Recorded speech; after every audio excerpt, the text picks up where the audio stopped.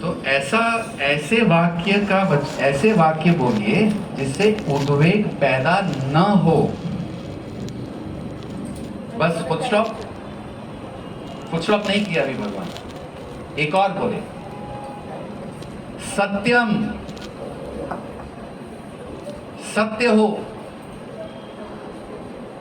क्या सत्य है और क्या सत्य नहीं, ये तो बड़ी विकट परिस्थिति है। वाइफ बोलती है कि तुमने इस तरह से मुझे गुस्सा दिखाया था, पति बोले गुस्सा दिखाया ही नहीं था, मैं तो बड़े प्रेम से बात की। अब कौन सच है? दोनों सत्य हैं, तो फिर कौन सत्य डिसाइड करेगा? कौन डिसाइड करेगा सत्य क्या है और सत्य क्या नहीं है? ये तो it is a matter of perception. तो सत्य क्या है बात करेंगे अगर समय बचेगा तो। पर भगवान कह रहे हैं पहला अनुद्वेग, ऐसा वाक्य बोलिए जो उद्वेग पैदा न करे। दूसरा ऐसा वाक्य बोलिए जो सत्य हो।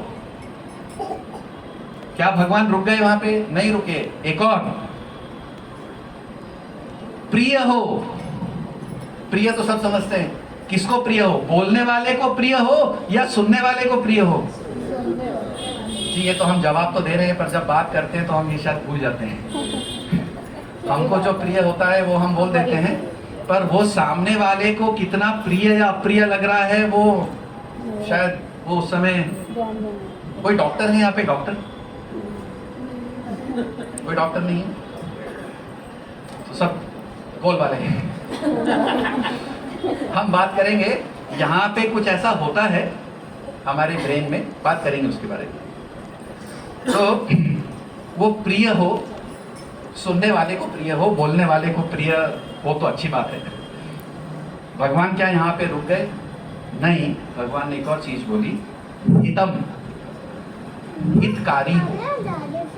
किसके लिए हितकारी हो? बोलने वाले के लिए, सुनने वाले के लिए? दोनों के लिए, दोनों के लिए। तो भगवान बोलते हैं कि अगर ये आधा श्लोक है, बाकी आधा तो है स्वाध्याय अभ्यासनम चैव, स्वाध्याय का अभ्यास तो वो बाद में बात करते हैं। वानमयम तपोच्यते, दिस इज द तपस्या ऑफ द वाणी। ये वाणी की तपस्या है अर्जुन, ये वाणी की तपस्या को प्लीज आपके जीवन में उतारिए। ऐसे वाक्य बोलिए जो किसी के अंदर उद्वेग पैदा न करे, वो हितकारी हो, वो प्रिय हो और सत्य हो। तो अब प्लीज एक बार मेरे साथ आधा श्लोक वापस। अनुद्वेग करम वाक्यम, सत्यम प्रिय हितम चय, स्वाध्याय अभ्यासनम चैव, वाङ्मयं तप उच्यते। जी तो आप में से कौन लोग हैं जो अभी रेडी हैं कि अब हमको हमारे जीवन में ये श्लोक को उतारना है, आधा वाला?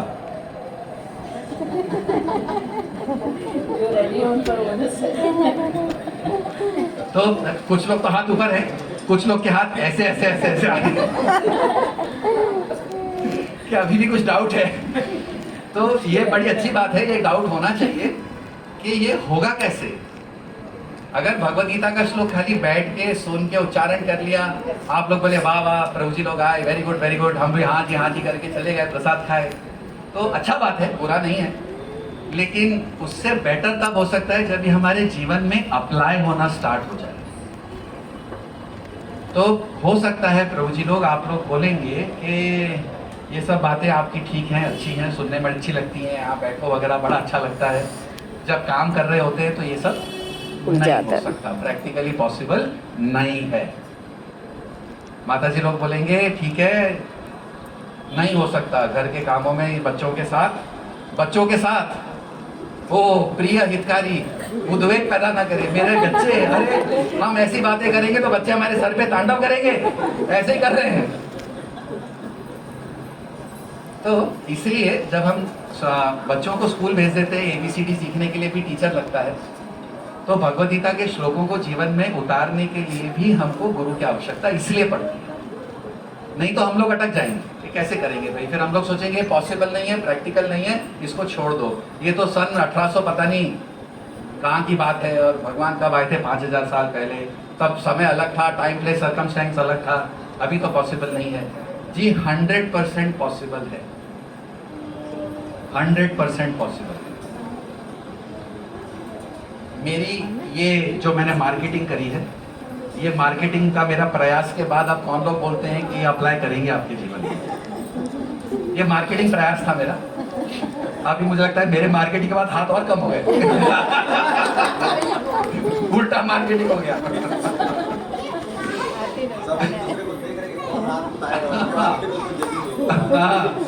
वो भी देख रही है कि ये उठा रहे हैं क्या, ये भी देख रहे हैं वो उठा रही है क्या। तो चलिए नेगेटिव मार्केटिंग को थोड़ा पॉजिटिव मार्केटिंग में बदलते हैं। चलिए बात करते हैं सत्य क्या होता है। सत्य क्या होता है, और रोजमर्रा की बात करते हैं आज के जमाने की। आज हमारे लिए सत्य क्या है? What is truth? आप लोग अपने अंदर विचार कीजिए, व्हाट इज ट्रूथ? मेरे अनुसार जो मेरे थॉट्स थे, मैंने मेरे थॉट्स, मेरे अजम्पशंस, मेरे analysis of the particular situation, मेरे बिलीफ सिस्टम्स, मेरे वैल्यू सिस्टम्स, इन सब से जब हम बात करते हैं तो हमेशा दो लोगों के बीच में द्वंद्व आ जाता है। दो लोगों के बिलीफ सिस्टम्स सेम नहीं होते, उनके लाइफ के एक्सपीरियंसेस सेम नहीं होते, उनके अंडरस्टैंडिंग उन सिचुएशंस के सेम नहीं होती। तो फिर भगवान किसे सत्य बोलते हैं? सत्य की परिभाषा है कि वो साधु गुरु शास्त्र के द्वारा आता है, पहले ये शास्त्रिक प्रमाण है, और व्यावहारिक उसकी जो परिभाषा है वो ये है कि मुझे क्या फील हो रहा है और मैंने क्या ऑब्जर्व किया है, ये बात बताई जाए, ये सत्य कहलाया जाता है। मुझे क्या ऑब्जर्वेशन में मैंने क्या देखा, उससे मुझे क्या फीलिंग्स आ रही हैं या इमोशंस आ रहे हैं, और मैं क्या चाहता था या चाहती थी। What do I need? Observations, feelings and expression of needs मेरी। दिस इज माई ट्रूथ, ये मेरा सत्य है। जब मैंने देखा कि आपने ऐसा किया, तब मेरे अंदर ये भाव आया, हर्ट। कोई पति पत्नी जो नहीं जानते हर्ट क्या है, कोई हाथ उठाना चाहेंगे? ये हो ही नहीं सकता। क्रोध, एंगर, पति पत्नी कोई बोले कि हमको क्रोध नहीं कभी आता, कभी मुंह से ज्वाला नहीं निकला है एक दूसरे के प्रति, कोई ऐसा है? तो ये भगवद गीता का श्लोक हमें हेल्प कर सकता है। मैं आपको वापस लेके जा रहा हूँ। सत्य है मैंने जो ऑब्जर्व किया है, मेरी जो उस समय फीलिंग्स थी और मेरी क्या नीड्स थी, उसे एक्सप्रेस करना। Talking in terms of I language, not talking in terms of you. You always do this, तुम हमेशा ऐसा करते हो, तुम हमेशा ऐसे करती हो। You you you you you, ये यू भाषा में बात करना कभी भी सत्य की तरफ नहीं अंकित करता है। आई लैंग्वेज में बात करना, जब ऐसा ऐसा हुआ तो मुझे ये फील हुआ क्योंकि मेरी ये नीड थी, my need for respect, my need to be cared for, my need to be loved, my need to matter. तो ये है सत्य। तो सत्य बोल सकते हैं इतना। OFN, observations, feelings, needs. OFN, 3 चीज बताई मैंने आपको, डिटेल में थोड़ा बाद में बात करेंगे। पर ऐसा हो नहीं पाता है, हम ऐसा नहीं कर पाते हैं। उसका एक छोटा सा आपको मैं बायोलॉजिकल रीजन बताऊंगा जो माइंड से, बायोलॉजी से रिलेटेड है। फिर मैं पॉज करूंगा, फिर आपके कुछ अगर प्रश्न हो तो आप लोग बताइए, फिर उसको और एक्सप्लेन करेंगे। जी आप लोग में से जो भी राइट हैंडेड हो वो अपना हाथ ऐसा ऊपर करें, लेफ्ट हैंडेड हो भैया हाथ ऊपर करें जी, ऐसा सामने। ये अंगूठे को अंदर करें और ये 4 उंगली बंद कर दी। ये आपका ब्रेन का मॉडल है, आपका ब्रेन है। अगर आप थोड़ा ध्यान से देखेंगे, एक अगर आप इसको ध्यान से देखेंगे तो ये आपका स्पाइनल कॉर्ड है, ये स्पाइनल कॉर्ड आ रहा है, और ये आपका ये है, ये जो ये उंगलियां हैं ये आपके फोरहेड के पीछे का ब्रेन है, ये ऐसा है बेसिकली। ये स्पाइनल कॉर्ड आ रहा है और ये ब्रेन है। तो ये जो पोर्शन है जहां पे उंगलियां हैं, ये यहां पे, इसे बोलते हैं प्री फ्रंटल कॉर्टेक्स, यहां पे। और ये जो अंगूठा मैंने आपको बताया था, ये अंगूठा बहुत काम की चीज है। ये अंगूठा रिस्पॉन्सिबल है कि हम ये श्लोक को फॉलो क्यों नहीं कर पाते। हमारे ब्रेन के अंदर एक पार्ट होता है यहाँ पे अंदर, उसका नाम है एमिगडाला। और ये कहा जाता है मेडिकल साइंस के अनुसार कि ये तब एक्टिवेट होता है हमारे ब्रेन में जब हम हमारी माता के गर्भ में थे। मतलब जब हमारा शरीर भी पूरी तरह से नहीं बना था, तब से ये ब्रेन का पार्ट एक्टिवेटेड है। और ये एक सेकंड में 4 बार स्कैन करता है थ्रेट को। ये रेडार है हमारा, रेडार। ये स्कैन करता है कि कोई फिजिकल थ्रेट है क्या मेरे आसपास, या कोई इमोशनल थ्रेट है क्या मेरे आसपास। 1 सेकंड में 4 बार स्कैन करता है। और जब वो थ्रेट स्कैन करता है तो ये एक्टिवेट हो जाता है आपके प्री फ्रंटल कॉर्टेक्स में। कॉर्टिसोल नाम का हार्मोन इंफ्यूज किया जाता है और ये प्री फ्रंटल कॉर्टेक्स नम हो जाता है, नम, सुन पड़ जाता है। आपका pre frontal cortex is responsible for connection, kindness, respect. This portion is responsible for humanness. मानवता से जो व्यवहार होता है वो यहां से होता है, प्री फ्रंटल कॉर्टेक्स। और जो हमारे बचाव का कार्य होता है, ये मेरे को अभी यहां से मारेंगे तो अपने आप मेरा जो ये स्पॉन्टेनियस रिएक्शन आएगा, ये बिना सोचे समझे जो रिएक्शन आएगा, ये एमिगडाला करता है। ये पूरा बॉडी को टेक ओवर कर लेता है। बॉडी के जो प्रोटीन हार्नेसिंग होता है उसको कंट्रोल करता है सेल वाइज। ईच सेल के अंदर माइटोकॉन्ड्रिया होता है। बच्चों ने पढ़ा होगा, किसने पढ़ा है माइटोकॉन्ड्रिया बायोलॉजी में? पावर हाउस होता है। वो पावर हाउस के अंदर वहां पे कोयला जलता है और पावर निकलता है। वो कोयला जलना बंद हो जाता है वहां पे और थ्रेट रिस्पॉन्सेस बॉडी में स्टार्ट हो जाते हैं। उसके बाद फिर हम लोग जो है प्रेम वाक्य चालू कर देते हैं, पति पत्नी एक दूसरे के साथ। वो जब प्रेम वाक्य निकलते हैं एक दूसरे के प्रति, वो अपने बचाव में निकलते हैं। वो अंगूठा हमारा एमिगडाला इंपैक्टेड रिस्पॉन्स होता है।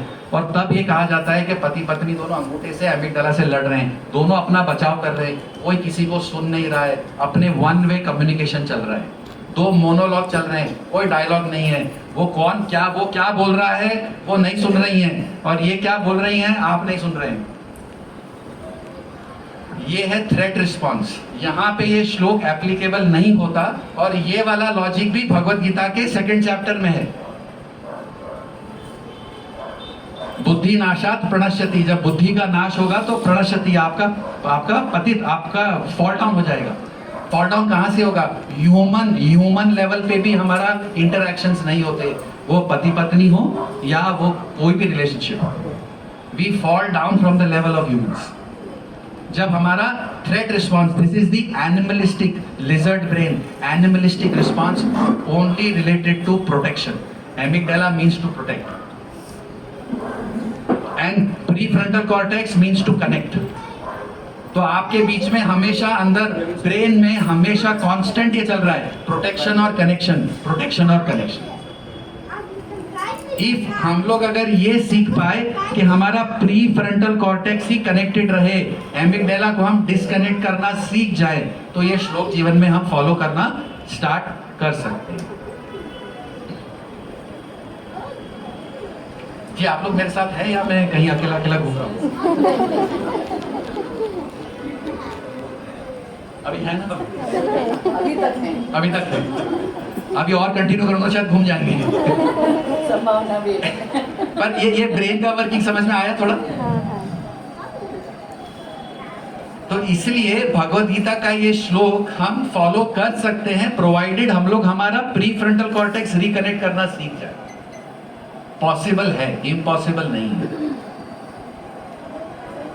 जब हमारे अंदर वेग आता है, अरे क्या करें, इन्होंने ऐसा वाक्य बोल दिया जिससे मेरे अंदर वेग आया है, अरे कोई बात नहीं, इन्होंने ऐसा वाक्य बोला है जिससे मेरे अंदर वेग आ रहा है, तो मेरे प्री फ्रंटल कॉर्टेक्स को रिकनेक्ट करने की रिस्पॉन्सिबिलिटी तो मेरे हाथों में है ना, मैं तो हूं ना ह्यूमन बीइंग। मैं 2 मिनट यहाँ पॉज करता हूँ, और आप लोग कुछ कहना चाहें तो प्लीज पहले कुछ बताइए। कोई इतना स्पॉन्टेनियस रहता है कि कोई कुछ नहीं कहता। Thank you so much, very important point, very important point. इतना स्पॉन्टेनियस होता है कि कोई कुछ नहीं कर सकता, फ्रैक्शन ऑफ अ सेकेंड में हो जाता है।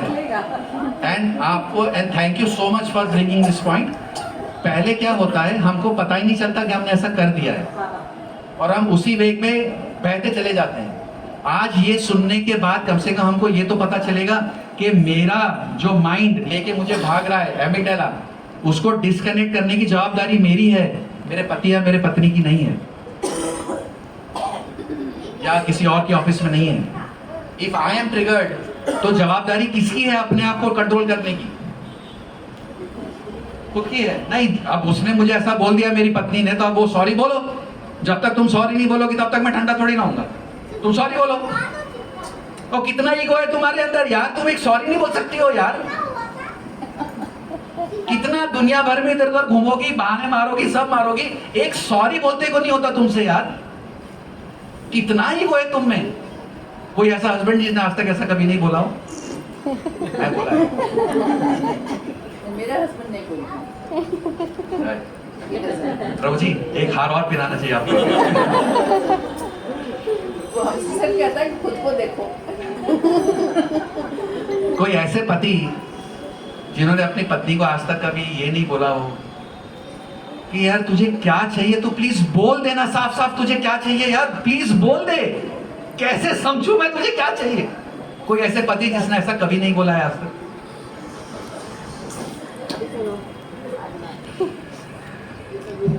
अब मैं और ज्यादा नहीं जाऊंगा, माता जी लोग के लिए भी बहुत सारे मेरे पास हैं स्टेटमेंट्स, खुश हो जाएंगे।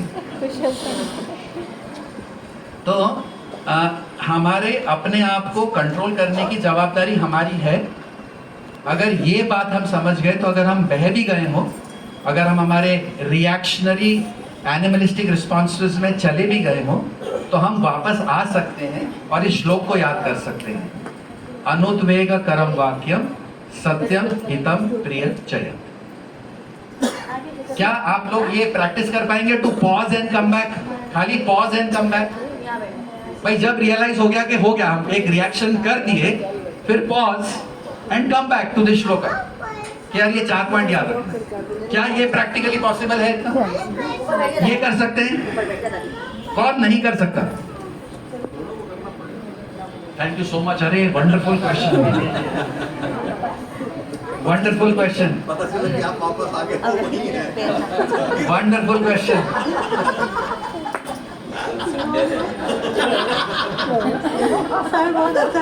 हमारे एक भक्त हैं, आपकी बात सुन के याद आया, वो बोलते हैं मुझे कि हमारा वीकेंड स्पेशल चल रहा है। वीकेंड में पूरे हफ्ते भर की लड़ाई हम उसी दिन निकाल देते हैं। ये मान के चलिए आप भी और आप लोग भी कि सामने वाला आए या ना आए, मुझे तो वापस आना है। और अगर मैं वापस आ गया और वो नहीं आई, तो मैं वापस वहां नहीं जाऊंगा, नहीं जाऊंगा। Same for you. एक हाथ से ताली बजेगी नहीं, बजेगी, बजेगी। एक हाथ से मतलब एक विड्रॉ कर लेगा तो लड़ाई खत्म हो जाएगी। खत्म हो जाएगी। इसे बोलते हैं इमोशनल अट्यूनमेंट। मान लीजिए आप माता जी लोग, आप लोग मान लीजिए बहुत खुश हैं और घर में हैं, बहुत खुश हैं, और पति आते हैं घर में एकदम मुंह लटका के, तो आपकी खुशी का क्या होता है? बचती है या गई? गई। इसे बोलते हैं इमोशनल अट्यूनमेंट। हम लोग, हमारा पति पत्नी का एक बॉन्ड होता है, उसमें एक दूसरे को इमोशनली हम लोग ऊपर या नीचे कर लेते हैं। तो अगर आप उसको उस समय तक नीचे आ गए, आप ऑटोमेटिकली वो नीचे आ जाए। तो पहले कौन करने के बदले जिसने पहले कर लिया, उसने कम्युनिकेशन का, भगवद गीता का ये श्लोक फॉलो कर लिया। अनुद्वेग करम वाक्यम सत्य प्रियम हितम चयत। और शायद दोनों एक साथ आ गए तो लिटरेस्ट सोने पे सुहागा। एक साथ लिया। अगर दोनों एक साथ आ गए, ये श्लोक दोनों लोग सुन रहे हैं, बिल्कुल दोनों की एक मूवमेंट हो सकता है। बिल्कुल हो सकता है। अगर ये बच्चों ने देख लिया मम्मी पापा को इस तरह अपने आप को इमोशनली बैलेंस करते हुए, आपके बच्चे बहुत इमोशनली स्टेबल एडल्ट्स बने। इससे बढ़िया पेरेंटिंग और नहीं हो सकती। तो अब और मैं कुछ बोलूं और आप लोग गुम हो जाएं, उसके पहले हम लोग वापस आ जाते हैं। कुछ क्वेश्चन और किसी को कुछ भी क्वेश्चन